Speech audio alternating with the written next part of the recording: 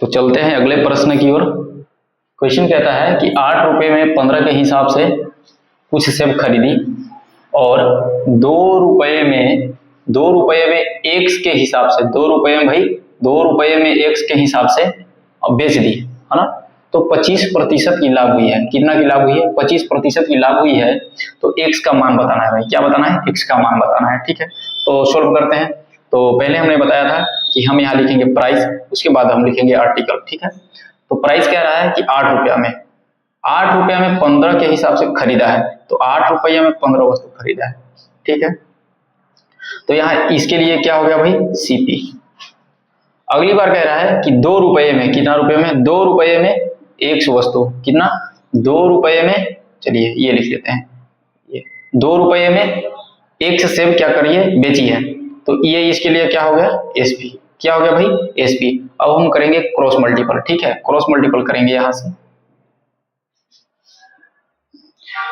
तो ये कितना हो जाएगा? CP कितना हो जाएगा भाई? CP हो जाएगा 8x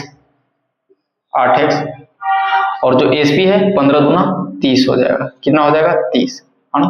लेकिन वहां कह दिया है कि 25% की लाभ हुई है, 25% की लाभ हुई है, यानी कि जो 30 जो वैल्यू है वो क्रैमूल के 125% के वैल्यू दिया गया है। क्वेश्चन को पकड़िए कि कब क्या, कहां क्या कह रहा है। तब जो 30 जो वैल्यू है यानी कि 8x लाभ कितना का हुआ है? 25% का, यानी कि 100 में 25 ऐड करेंगे बटे में 100, यानी कि टोटल कितना हो जाएगा? 125 अब बटे में 100। ये जो वैल्यू है किसके बराबर है? 30 के बराबर है। ठीक है, अब काट पीट करेंगे क्या होता है।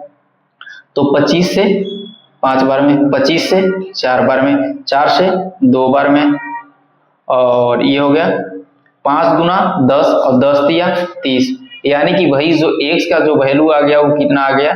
3 आ गया है। कितना आ गया है? 3 आ गया है। यही मेरा क्या हो जाएगा? फाइनल मेरा आंसर हो जाएगा। तो देखिए कैसे और एक अलग तरीके से सोचें। ठीक है, देखिए कहता है यहाँ कि 25% की लाभ हुई है। क्या हुई है? 25% की लाभ हुई है। तो 25% का फ्रैक्शन वैल्यू जो होता है भाई 1/4 होता है। तो ये हो जाएगा CP और ये हो जाएगा प्रॉफिट, है ना। ये प्रॉफिट, यानी कि 4 में खरीदा और 5 में बेचा है। 4 में खरीदा और 5 में क्या करा है? बेचा है। ठीक है, तो 4 में खरीदा है और 5 में बेचा है। अब देखिएगा, तो कहता है क्या कि जो 5 का जो वैल्यू है, 5 का जो वैल्यू है वो कितना है? 30 है। यानी कि कितना गुना भाई? 6 गुना। कितना गुना? 6 गुना। अब यहां से इसको देखते हैं, 6 गुना इसको भी करेंगे, 6 गुना जब इसको करेंगे 6 गुना, तो ये कितना हो जाएगा भाई? 24। ठीक है, 24 हो जाएगा।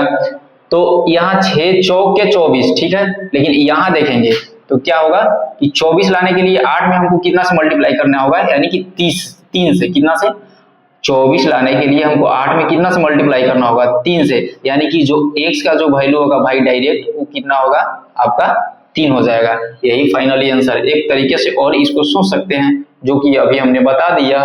ओके।